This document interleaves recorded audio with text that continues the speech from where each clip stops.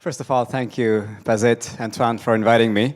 I'd just like to kind of say I'm very happy to be here with you guys. And if I may just start with one deep breath, just to kind of settle in a little bit. Will that be okay together?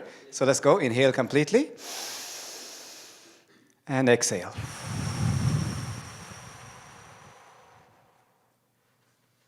Cool. That was more for me, actually, so thanks a lot. So, just to put some context around why I may be here, I consider myself a yogi-preneur. So let me focus as a yoga and entrepreneur smushed together. So on the preneur side, just give you a quick little snapshot. My first company, BODHI, won Entrepreneur of the Year award twice in Quebec and in the business community here in Montreal. Thank you. And I'm very grateful and honored to say that our clients are pretty much the iconic companies here in the Quebec region, Bombardier, Hydro-Quebec, Desjardins, and so on. 2 years ago, I started a not-for-profit called daana, and it won the CBC Media Prize nationally for Startup of the Year. And we also ran the wellness program in Marrakesh, Morocco at the Climate Change Conference, COP22. I don't say all that to impress you, but just to let you know that I got my hand in the startup world, so if you have any startup questions, I'm very cool with that.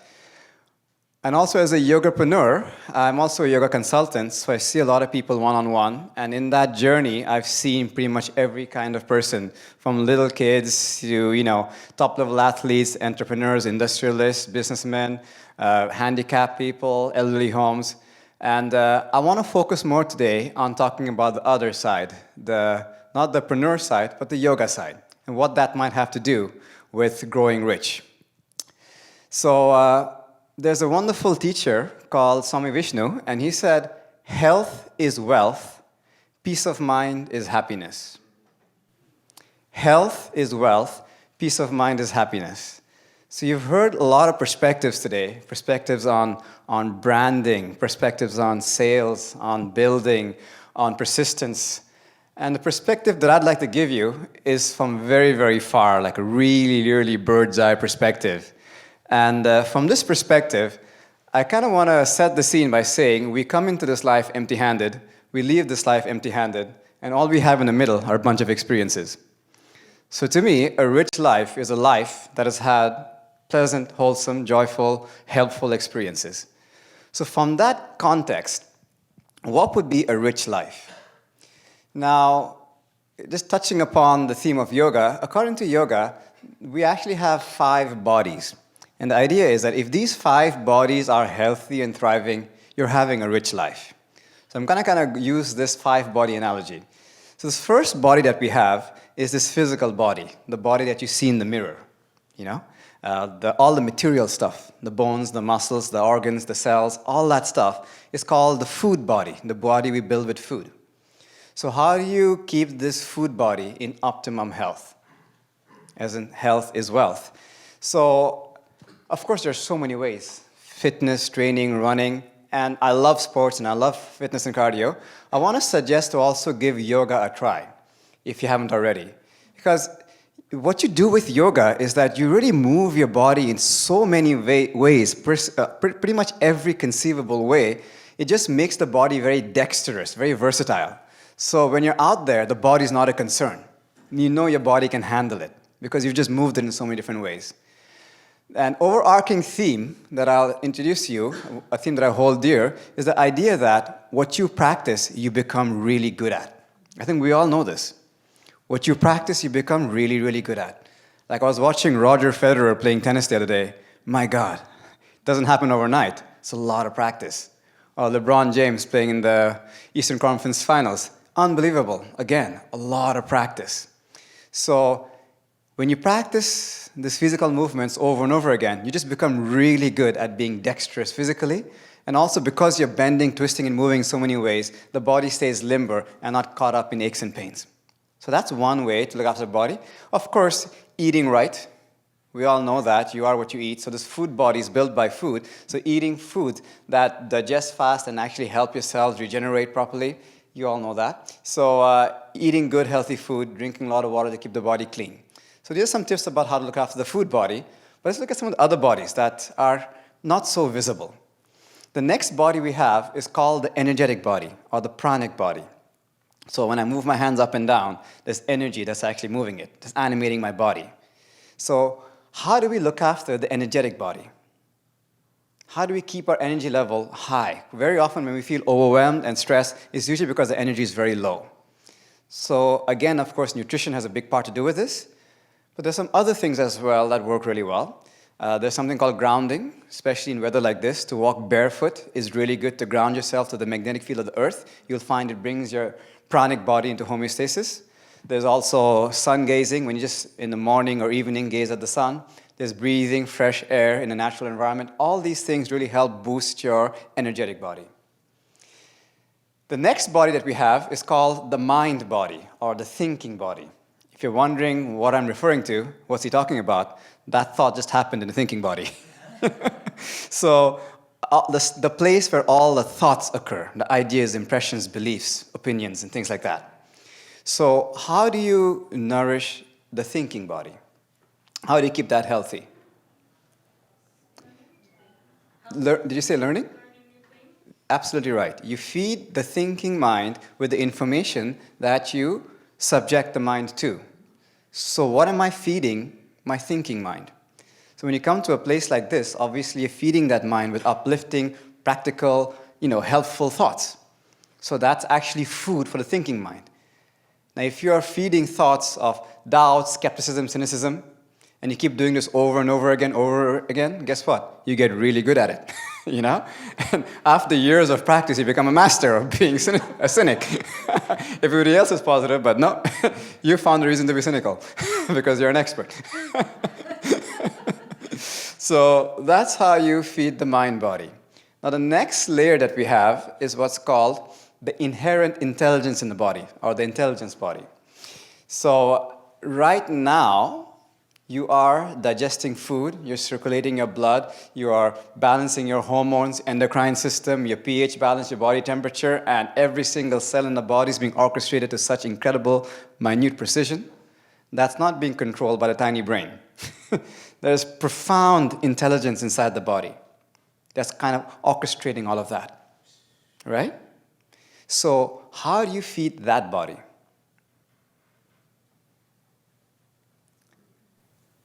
You feed that body with the emotions that you subject your body to. You subject the body anger, fear, depression, hatred, ill will, resentment. That's literally poison for that intelligence in the body. You feed the body with emotions like kindness, compassion, generosity, gratefulness, patience. That's a nutritive soup for the inherent intelligence in the body. So, again, if you're practicing things like anger, anxiety, stress, day after day, year after year, decade after decade, you're going to get really good at it. And the body is catching all of that. And I'm sure research will soon show that diseases like cancer and so on might have a root cause in people suppressing these negative emotions. Okay? So be very vigilant and aware of the emotions that you subject your mind to. You're feeding your body with those. Now the fifth body, most subtle body, is what's called the auric body, or the etheric body, or what the yoga calls the bliss body. It's the space just around the skin, the body buffer zone. So sometimes somebody might be smiling, they look fine, but you just get a vibe. They just emanate this vibe. They might be even behind the curtain, you might not see them, but you just feel something, beyond body odor. So that stuff is all about your energetic body that's beyond the skin, called the auric body. So how do you feed that body? You feed that body with the environment that you subject yourself to. If the environment is heavy, toxic, harsh, you're damaging your auric body. This can literally be seen by certain people. So, and you feed that by putting yourself in wholesome, uplifting environments, and also very much so in nature. So these are ways to keep your auric body healthy. That's just like a quick overview.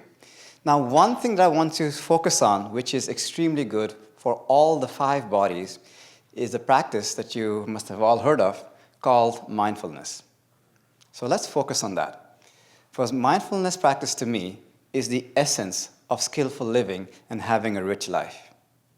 I was so grateful in my life to have been exposed to two remarkable teachers. I would call them master teachers. I often say that amongst 1,000 instructors, you'll be very lucky to find one actual teacher. And amongst 1,000 teachers, you'll be extremely lucky to find one actual master. And just from sheer fortuity, I can't take any credit for it, I happen to have met two of these masters. And I'm very grateful for this gift they've taught me on how mindfulness might work. So I just want to spend the rest of my time kind of giving a quick 101 sort of crash course on what mindfulness might be pointing to. So the way I hallucinate is that way, way back when humans first came into being, human beings, we were very much in a state of what I call spontaneous experiential presence. Just like every other living creature. Just like every animal, every plant going towards the sun, it's all spontaneous experiential presence. And then we as humans start to mutate for whatever reason. One is we developed a thumb, a very handy thing, you know? Pull the bow and arrow, pick things up, give us a big advantage over other species. Something else we started to do is we started to communicate. I imagine version 1 was very crude, you know, like was 1, was 2, you know? But we got better at it. We practiced and got better at it. And then we started to get more sophisticated. We started to develop language, vocabulary, and then we started to communicate. And this became a huge genetic advantage. Our ability to communicate, collaborate, co-create allowed us to build all these incredible tools and structures, put us on top of the food chain, and we've never left that top. Huge, huge advantage. Very, very valuable. It's like, you know, the cell phones, like iPhones and stuff like that. It's so valuable, we cling to it, right? Oh my God, so valuable, it's mine. So much more valuable is the ability to think. That we cling into so much, we start to identify with it. So what was once a very, very valuable tool became a master. So we went from using it as a tool to believing we are the thoughts. And that's creating a lot of havoc. So what you call a mystic is essentially somebody who's managed to go back to their original spontaneous experiential presence state, where thoughts are allowed to exist, but as a tool, as the original purpose, and not as the master. Just like my eyes, they're a tool. According to yoga, we actually have 5 sense gates. No, sorry, we have the 5 in the Western world. In yoga, you have 6 sense gates, 6 of them. So we have the eye consciousness, lights, colors, shapes, sound consciousness, taste consciousness, scent consciousness, touch consciousness, and the mind has thought consciousness. That's a sense gate. So all these are tools that allow us to gather information. And that's all they are. Imagine if I believed I was my eyes and I just kept going randomly where my eyes go. I'd be a mad person, you know? We're kind of doing that with our thoughts. So whenever we find ourselves thinking too much, having insomnia and stress and stuff like that, the technique of mindfulness is very simple, really. It's based on the adage, where attention goes, energy flows. So if your attention goes towards your thoughts, you become the thoughts. If my attention goes right on towards seeing and pure seeing, I become the seeing. Everything else disappears. If I go into listening and pure listening, everything else will disappear, but only listening will remain. So the quality of our attention and ability to direct the attention wherever we want to, not accidentally, but intentionally, this is the practice of mindfulness. And this is the key to skillful living. That is what my teacher calls the one good for all good. So as a 101 guide, do we have a pen here? Yes, we do. Okay. So I'm going to quickly share with you a little idea that I came across when I was in the shower, my eureka moment. Okay. So, after spending so much time with Eastern and Western mystics and life coaches, I got the feeling they were all pointing one thing, and it came to me as this image of a mind wheel. Okay? A mind wheel. So imagine that your mind is a wheel.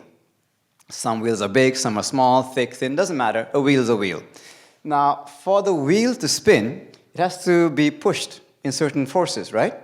So one force, if the mind is being pushed that way, is when the mind is dwelling in the future. What if? What if? What if? Right? What if this happened? What if this does not happen? It's trying to predict the future. Oppositely, if the mind is being pulled that way, it's in the past. Oh, he said this, he's so bad, she's so bad. That bad thing happened to me, that good thing did not happen to me. The mind is rolling in the past. For the wheel to be pushed that way, there's something called craving. Craving. I want, I need. The mind is in a state of agitated because it wants. And conversely, when it's being pulled down, it's called aversion. I don't like it. So that's what the mind is typically doing. Past, future, craving, aversion. Past, going round and round like a hamster in a wheel. Really fast for many people, creating so much tension and dis-ease. And that dis-ease is affecting all the 5 sheets of the human body. The physical, the mental, the energetic, the intelligence, and the auric body. So, in summary, the key to skillful living is being right here in the center. So no matter how fast the wheel is spinning, you're at dead center. So, what is the center point between past and future? Present. It's what's called right awareness. Right awareness is being aware of something that's actually happening right now. The rest is imagination, hallucination. It's not even happening. As Mark Twain once said, I've been through a lot of terrible things in my life. Some of them have actually happened. Most of the time, you're just rolling in stories. There's just nothing happening. So right awareness is practicing the present. And that's what mindfulness does. It brings you right to what's happening right now. What's the center point between craving and aversion? Satisfied, contentment. There's a word, a technical word, which is called equanimity. It might be new for some of you, it was new for me. Equanimity is to have a balanced mind, a mind that does not get disturbed so easily. This is the key to living a wholesome life. The key to welfare is actually equanimity. Because even if you get your branding right, even if you become a movie star, even if you get a multi-million-dollar business, doesn't mean in the next moment you're going to be happy. Something goes wrong, you lose your equanimity. Again, you're miserable.